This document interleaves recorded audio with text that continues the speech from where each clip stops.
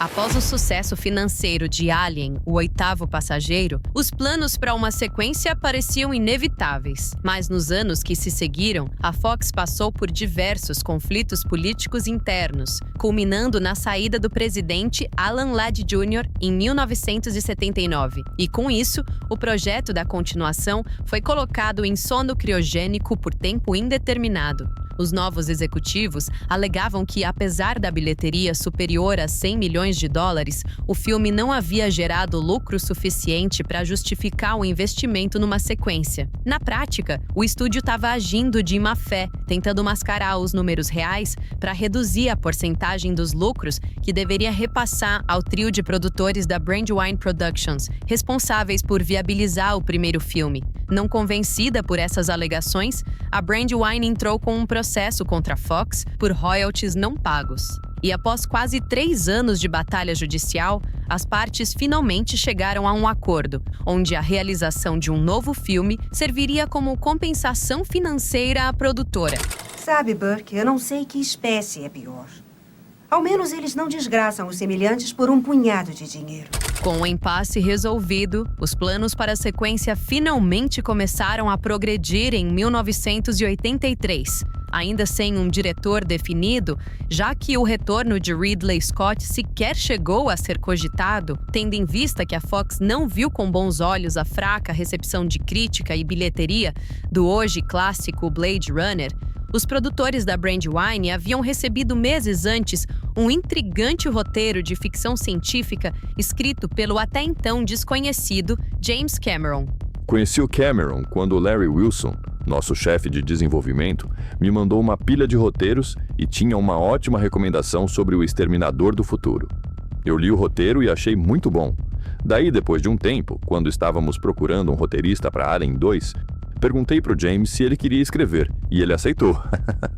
Então, Cameron escreveu um argumento de 40 páginas em apenas 3 dias, o que impressionou bastante os executivos da Fox. O problema é que, àquela altura, o roteiro de O Exterminador do Futuro havia chamado tanta atenção que o filme já havia entrado em pré-produção. E como Cameron estava na direção do projeto, ele não teria tempo hábil para se dedicar às 2 produções ao mesmo tempo. Mas, por um acaso do destino, pouco tempo depois, as produções de O Exterminador do Futuro foram suspensas por 6 meses, pois Arnold Schwarzenegger tinha um contrato para estrelar Conan o Destruidor, e esse intervalo deu a Cameron tempo suficiente para escrever mais 90 páginas do roteiro de Alien 2. O material era tão bom que os executivos da Fox decidiram esperar o término das gravações de O Exterminador do Futuro e, caso o filme fosse bem sucedido nas bilheterias, Cameron seria contratado não apenas como roteirista, mas também como diretor da sequência de Alien.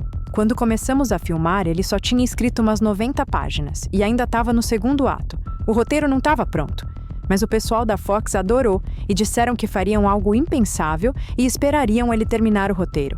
E se o Exterminador do Futuro ficasse bom e ele demonstrasse talento como diretor, eles também deixariam que ele o dirigisse. Eu voltarei.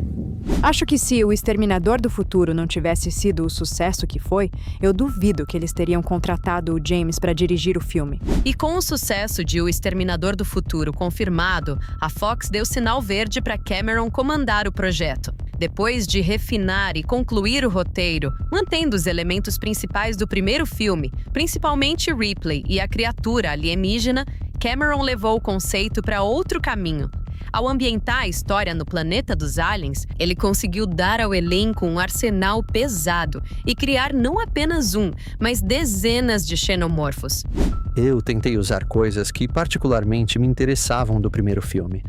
Alguns aspectos do ciclo de vida do alienígena e outros aspectos da personagem Ripley que me interessavam, por ela ser uma personagem feminina forte, e abordar o filme com um aspecto da ficção científica totalmente diferente, mas que eu sempre quis ver, que é a ideia dos militares no futuro.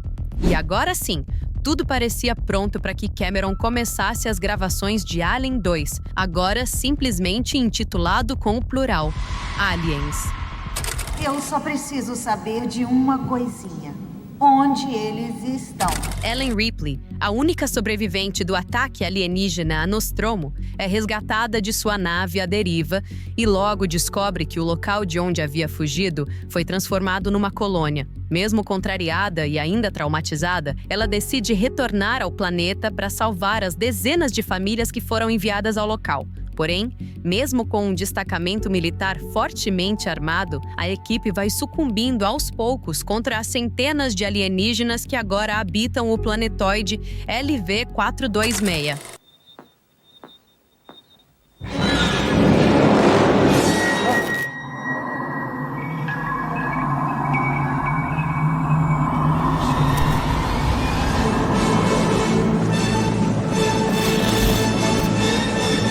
Com um roteiro totalmente focado no protagonismo de Ripley, um novo problema acabou surgindo: o retorno de Sigourney Weaver ao papel. Querendo manter o orçamento o mais baixo possível, a Fox não queria pagar o cachê de $1 milhão pedido pela atriz, bem distante dos 30 mil que ela recebeu por sua atuação no primeiro filme.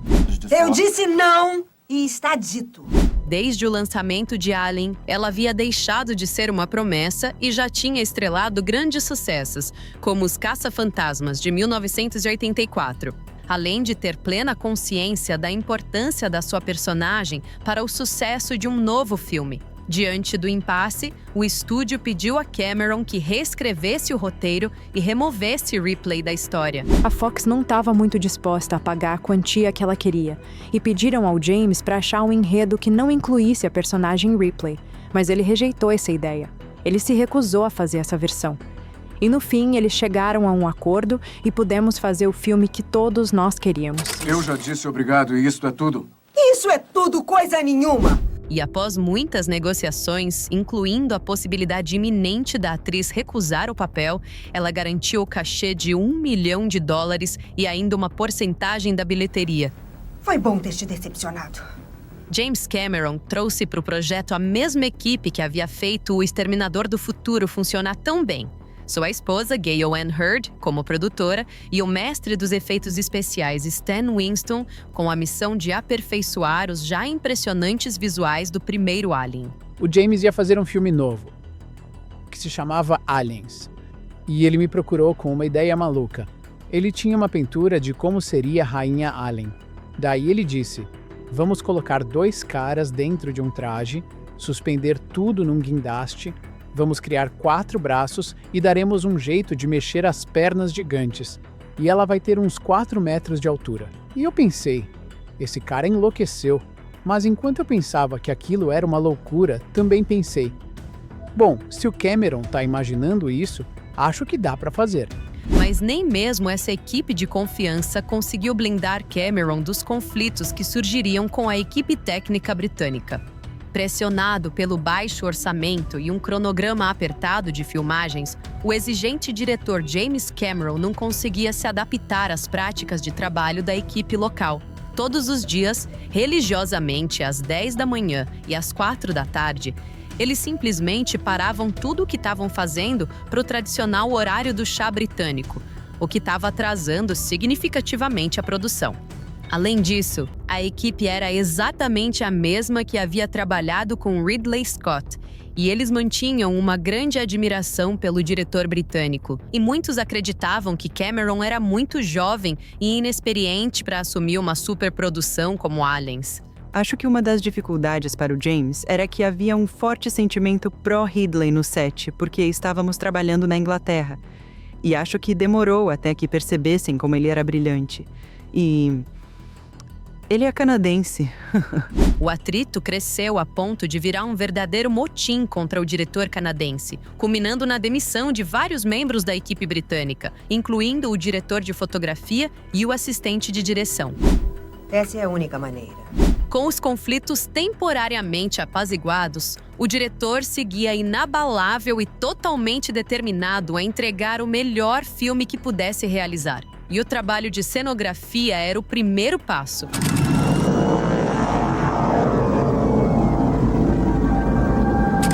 Por conta das rígidas restrições orçamentárias, os cenários foram construídos usando uma combinação de estruturas práticas e miniaturas extremamente detalhadas, principalmente nas áreas externas.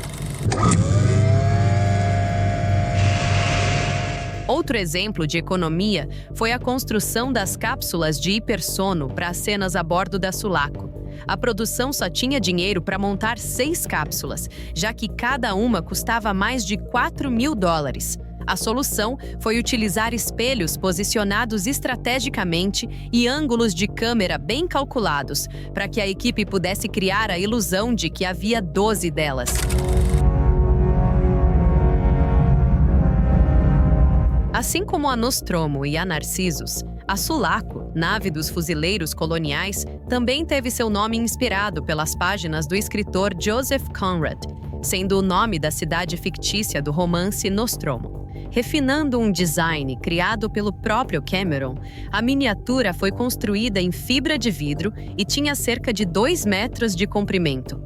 Mas apenas o lado direito foi totalmente finalizado, já que somente um dos lados da espaçonave seria exibido no filme. Depois, o modelo foi levado para o estúdio, onde foram adicionados os elementos visuais do espaço.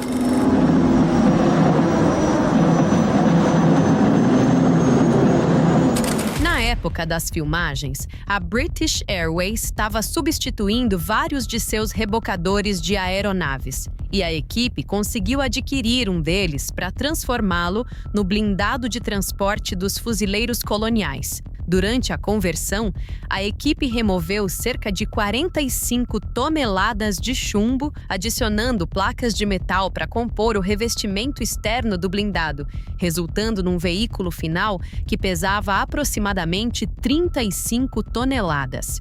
Além de extremamente pesado, o veículo usava pneus de 2 metros de diâmetro, o que obrigou a equipe a reforçar o piso do estúdio para suportar o peso. A transformação foi concluída em menos de 2 semanas e o blindado atingia a velocidade máxima de cerca de 56 km por hora. Porém, mesmo com todas as precauções sendo tomadas para lidar com um equipamento desse porte, um acidente quase resultou numa tragédia durante as gravações. A certa altura, as câmeras estavam em frente a uma parede e queríamos que elas ficassem o mais perto possível para filmar o veículo blindado se movendo em direção às câmeras. Na última hora, decidimos operar as câmeras por controle remoto e resolvemos tirar os cinegrafistas de lá. E foi quando os freios do veículo não funcionaram e ele destruiu as câmeras. Por sorte, os cinegrafistas não estavam lá. E para as cenas em que o veículo precisava se mover mais rapidamente, também foram construídas miniaturas guiadas por controle remoto. Muito bem, crianças ouviram as ordens e sabem o que fazer. Todos ao trabalho! O filme representa uma alegoria à Guerra do Vietnã, ou seja, mesmo com um enorme poder militar, os soldados não conseguiriam derrotar um inimigo camuflado em seu próprio habitat natural. E para transmitir realismo nas cenas de combate, o elenco passou por um treinamento militar completo com o ator Al Matthews, ex-sargento da Marinha durante a Guerra do Vietnã e intérprete do sargento Apone. Segura sua onda, Hudson. Foi ele quem ensinou o grupo a manusear as armas adaptadas especialmente para o filme, como as Smart Guns, os lançadores de granadas e até lança-chamas verdadeiros. Okay, stand by for 4 helps in the drive, please, before we start the rain.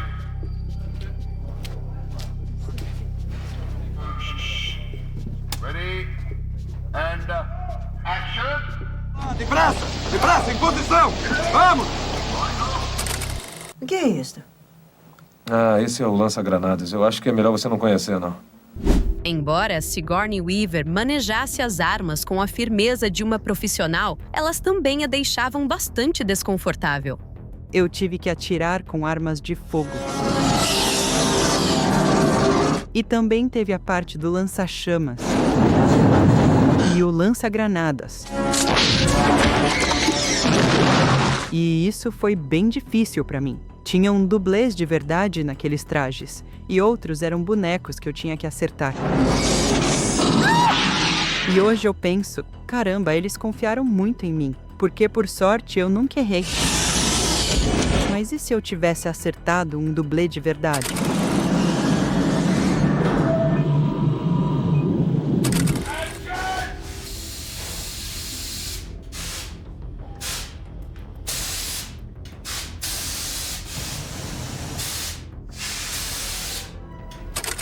Newt. Meu nome é Newt. Eu gostei. Tentando humanizar e desenvolver ainda mais a personagem Ripley, o diretor a transformou em mãe e também colocou ao lado dela a jovem Newt, uma garotinha de 10 anos e única sobrevivente da colônia. Você está bem? A relação entre as duas não só trazia um novo peso emocional à história, como também reforçava o instinto protetor de Ripley diante de um ambiente hostil.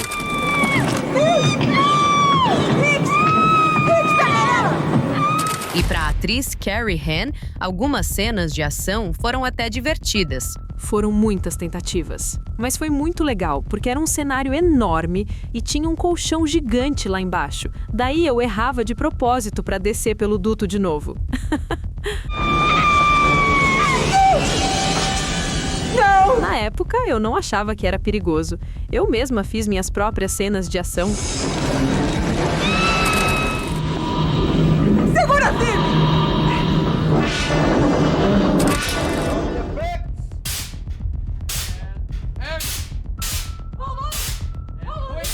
Mas o peso da maternidade literalmente virou um fardo para Ripley. Carregar a garota no colo durante cada take da longa sequência final, somado ao armamento pesado, começou a castigar as costas de Sigourney Weaver. A solução encontrada pela equipe foi fazer um livecast da atriz mirim Carrie Ann, criando uma versão falsa e mais leve de Newt, para ser usada nos trechos em que o rosto da menina não aparecia. Aliás, como bom perfeccionista, James Cameron fez questão de que a contagem regressiva de 15 minutos no final do filme tivesse, de fato, 15 minutos de duração.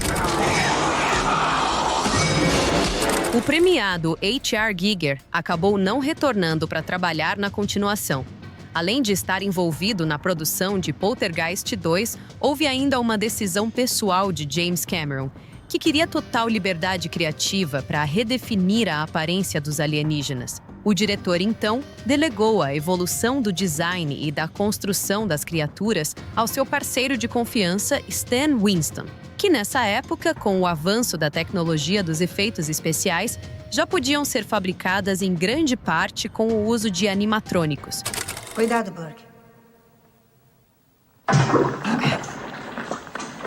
E um exemplo da criatividade de Winston foram os novos facehuggers. Para torná-los mais rápidos e ameaçadores, foram combinadas diferentes técnicas de efeitos práticos. Um modelo animatrônico movido por um mecanismo semelhante a um carrinho de fricção e conectado a um dispositivo que o guiava por meio de cabos, foi construído para cenas em que a criatura precisasse correr pelo chão. Os tentáculos eram controlados por cabos, permitindo uma articulação realista dos movimentos. Além disso, foram usados truques de edição para unir os takes do animatrônico com o modelo de borracha, que era puxado manualmente para simular o salto repentino da criatura. Okay, stick it up there. Let's see what you got.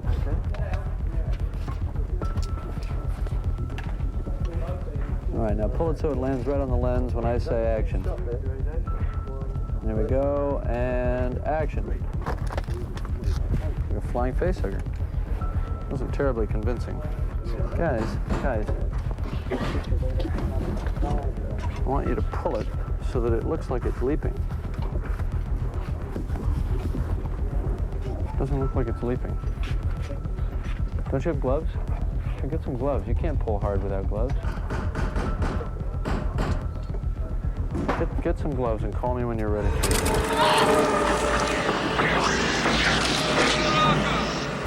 O Chest Burster também passou por pequenas modificações. Ao analisar o modelo original, Cameron percebeu que a criatura ainda conservava vestígios dos pequenos braços que haviam sido descartados na primeira versão do filme e decidiu resgatar essa ideia. Agora, o Chestbuster foi recriado com braços, não apenas para se aproximar mais da forma final do xenomorfo, mas também para ajudar a rasgar o peito do hospedeiro durante a cena. Assim como no filme original, um tórax falso de látex foi posicionado à frente da atriz, permitindo que a criatura articulada fosse inserida e coberta com sangue falso para criar o efeito brutal do nascimento do alienígena. Também foi construído um molde realista da atriz, para que todo o cenário pudesse ser incinerado com um lança-chamas. Tudo o que sabemos é que ainda não há contato com a colônia e que um xenomórfico pode estar envolvido. Perdão, Silva. O quê? Curiosamente, o termo xenomorfo, usado para descrever o alienígena adulto, foi introduzido pela primeira vez justamente no filme de James Cameron e acabou sendo adotado pelos fãs da franquia como um nome oficial da espécie. Mas que diabo? Devido ao orçamento apertado, Cameron precisou retratar as hordas de aliens usando apenas 12 trajes completos do xenomorfo. Além de dublês vestindo roupas de borracha para dar às criaturas uma movimentação mais orgânica, a produção também recorreu a manequins de cerca de 2,5 metros de altura para cenas mais perigosas, além das cabeças animatrônicas criadas pela equipe de Stan Winston.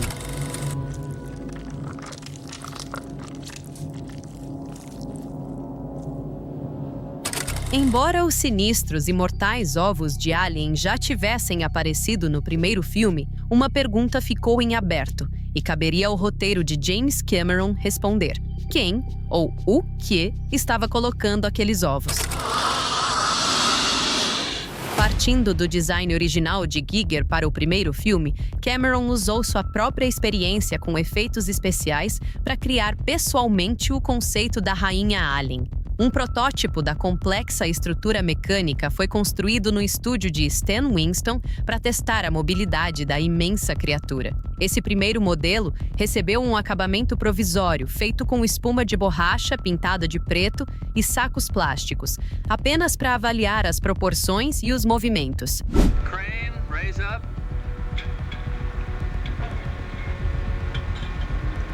All right, bob the crane up and down. Just bob it up and down. Not so much, just a little bit, like it's shifting its weight. Okay, try to keep them palms down. There we go. Okay, spread the arms out as wide as you can go. Com os testes apresentando resultados satisfatórios, a equipe passou então às esculturas em argila, que definiriam a aparência final da rainha e seriam posteriormente incorporadas à estrutura mecânica. Quando finalizada, a Rainha Alien media cerca de 6 metros de comprimento e 3,5 metros de altura, sendo que somente a cauda tinha quase 3 metros. Para colocá-la em movimento, eram necessários 2 operadores posicionados dentro da estrutura, responsáveis pelos braços. There we go. That's it. That's it. Now slower than that. Slower than. There we go. Right. Even slower than that.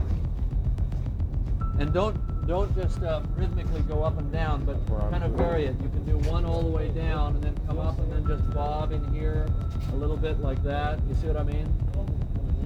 Okay? As pernas eram acionadas por hastes. A cabeça e o pescoço utilizavam um sistema hidráulico inovador, operado por manivelas. Os lábios e as mandíbulas eram controlados por cabos, assim como a língua retrátil, sendo necessária uma grua para manter suspensa toda a pesada estrutura. O controle de todos os movimentos da criatura envolveu 16 operadores trabalhando de forma conjunta.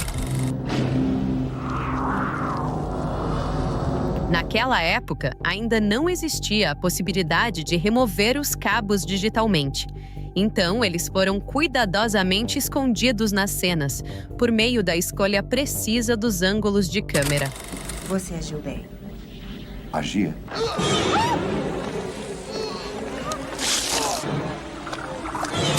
Já nos instantes finais do filme, a Rainha Alien ressurge para desferir um último ataque contra o androide Bishop. Para criar essa cena, primeiro a equipe construiu um peito falso, inserido por baixo da camisa do ator, juntamente com uma réplica da cauda da rainha feita de espuma. A peça ficava comprimida sob a roupa e era puxada para fora por meio de cabos. O sangue do androide era uma mistura de leite e iogurte que, devido ao longo tempo de exposição sob as luzes quentes do estúdio, acabou azedando e causando uma intoxicação alimentar no ator.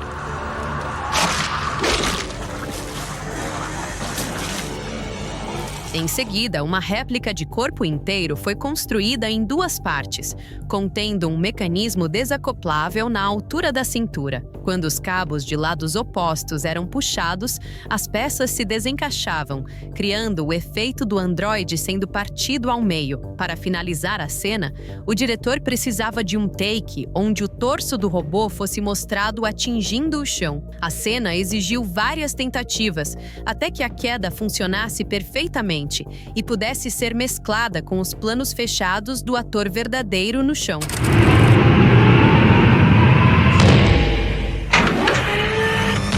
Já a empilhadeira Power Loader foi criada de forma prática a partir de um esboço feito por James Cameron e construída com alumínio e fibra de vidro. Dentro dela, um dublê escondido atrás de Sigourney Weaver era quem controlava os movimentos realizados por Ripley. Reza a lenda que, após o lançamento do filme, empresas do setor de equipamentos industriais chegaram a fazer consultas sobre a possibilidade de comprar ou licenciar o design da Power Loader, acreditando que a máquina vista no filme fosse um equipamento funcional existente. Get away from her, you bitch! O confronto final entre Ripley e a Rainha Alien criou um clímax que levou os efeitos especiais a um novo patamar. Antes mesmo de concluir o roteiro, o diretor já havia planejado toda a sequência por meio de storyboards. A cena precisou ser construída com uma combinação de efeitos práticos e miniaturas, tanto da empilhadeira quanto da própria Rainha Alien, que eram operadas por meio de um sistema de cabos.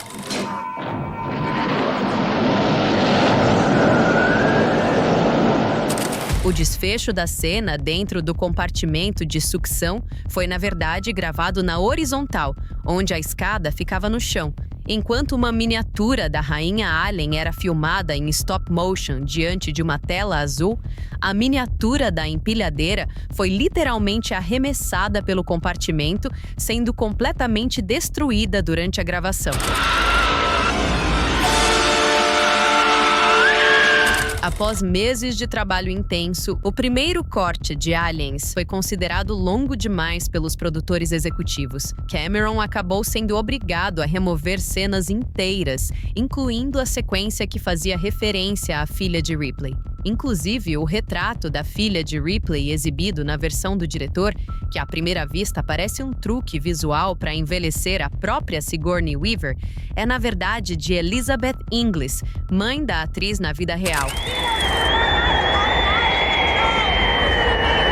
Outra sequência importante, que acabou ficando de fora do corte final, mostrava o terrível destino dos pais de Newt, momentos antes da infestação da colônia. Então toda essa porcaria que acham tão importante, tudo vai escorrer pelo ralo! Mesmo com vários cortes e ajustes, o filme chegou a uma duração final de 2 horas e 17 minutos, considerada excessiva para os padrões do estúdio. Os executivos elogiaram o resultado, mas voltaram a pressionar por novos cortes. Mas desta vez, Cameron não cedeu, afirmando que qualquer alteração adicional comprometeria sua visão criativa. No fim, um acordo foi fechado. Aliens estrearia com aquela duração e James Cameron dirigiria mais 2 filmes para o estúdio: O Segredo do Abismo e True Lies.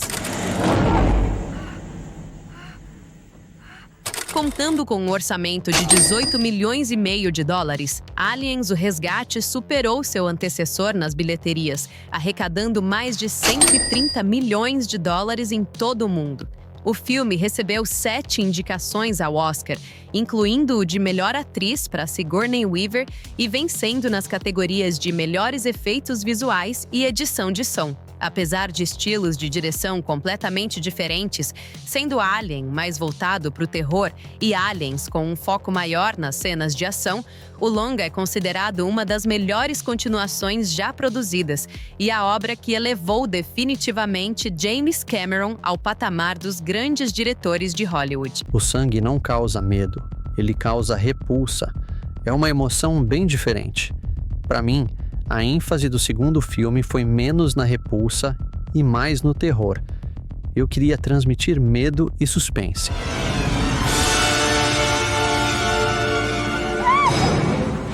Se você gosta desse tipo de conteúdo, não esquece de deixar um like, se inscrever no canal e ativar as notificações. E nos vemos no próximo vídeo.